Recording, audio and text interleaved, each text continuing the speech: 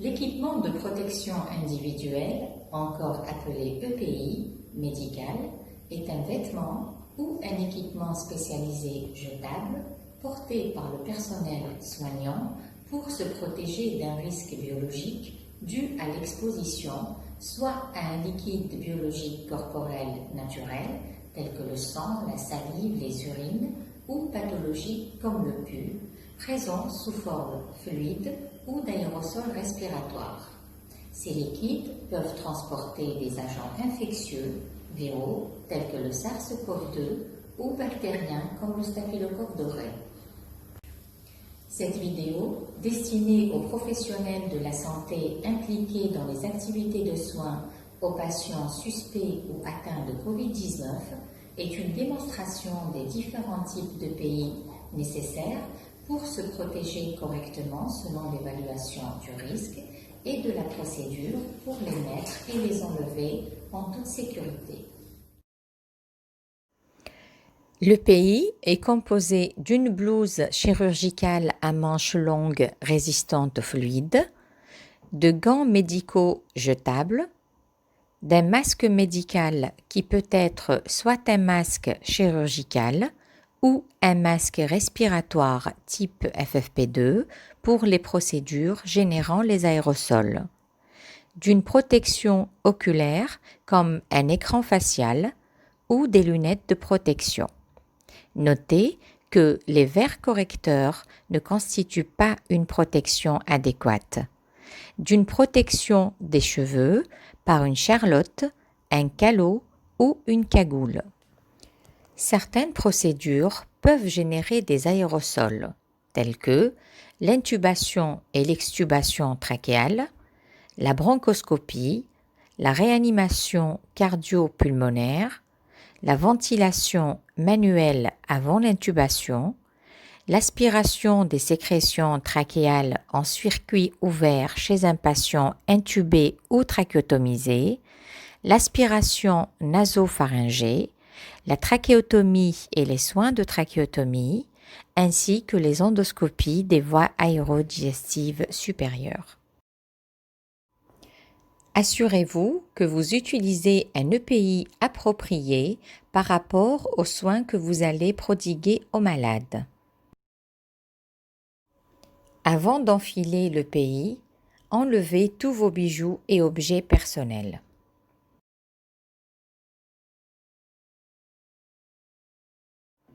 Pratiquez l'hygiène des mains avec soit une solution hydroalcoolique pendant 20 à 30 secondes, si celle-ci n'est pas disponible ou si vos mains sont visiblement souillées, lavez-les avec de l'eau et du savon pendant 40 à 60 secondes.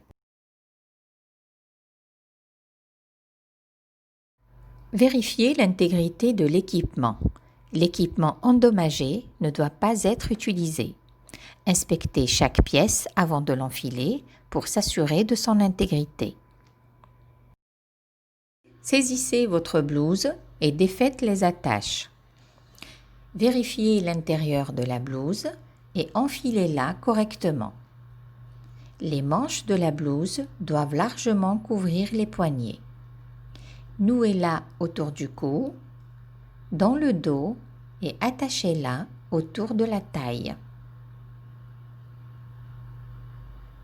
Veillez à ce que tous les vêtements soient couverts par la blouse.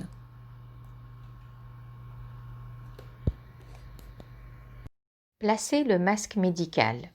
S'il s'agit d'un masque chirurgical, prenez-le par les lanières élastiques et placez-le sur le visage. Passez les élastiques derrière les oreilles ou nouez le lacet supérieur derrière la partie haute de la tête et le lacet inférieur dans le cou. Dépliez-le pour couvrir le nez, la bouche et le menton. Ajustez-le en pinçant notamment la barrette sur le nez avec les index sur les bords du nez.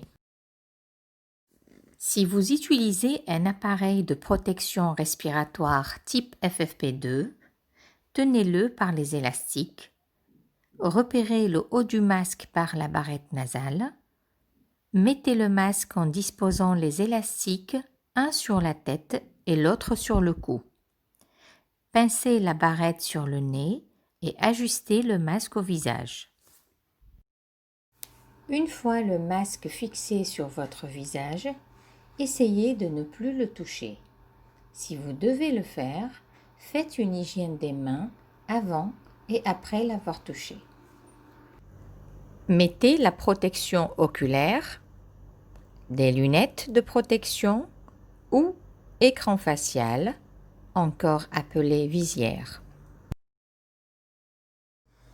Mettez une cagoule.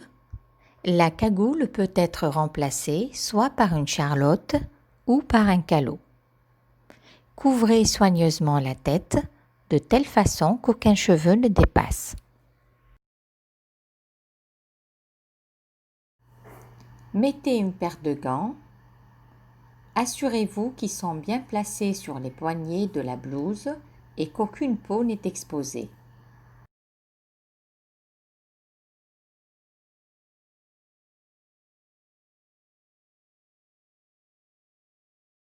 À présent, vous êtes prêt pour effectuer les soins. Le retrait des EPI présente le plus grand risque de transmission aux professionnels de la santé. Il faut éviter tout contact entre les EPI potentiellement contaminés et les vêtements, la peau ou le visage.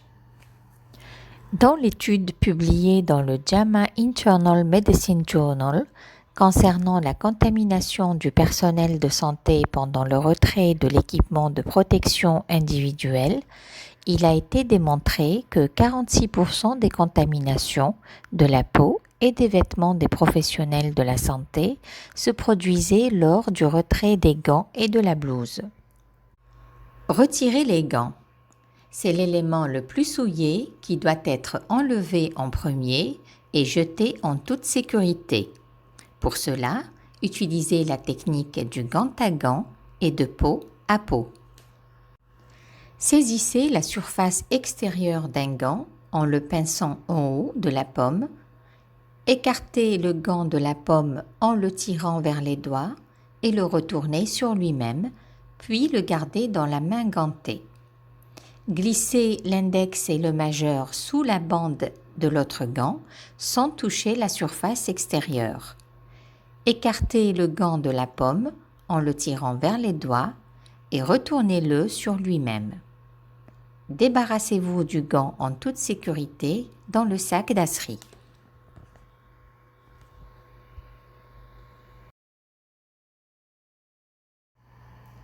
Retirez la blouse en défaisant les liens.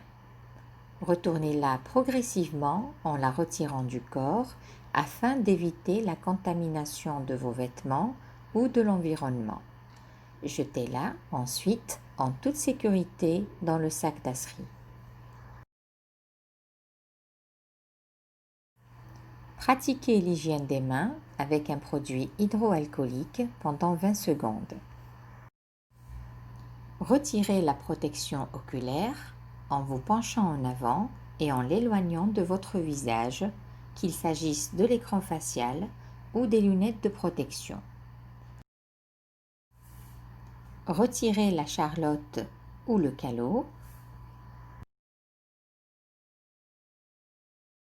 Retirez le masque par les sangles en le tirant par l'arrière et en le jetant soigneusement dans le sac d'asserie. Pratiquez l'hygiène des mains avec un produit hydroalcoolique ou avec de l'eau et du savon si elles sont visiblement souillées.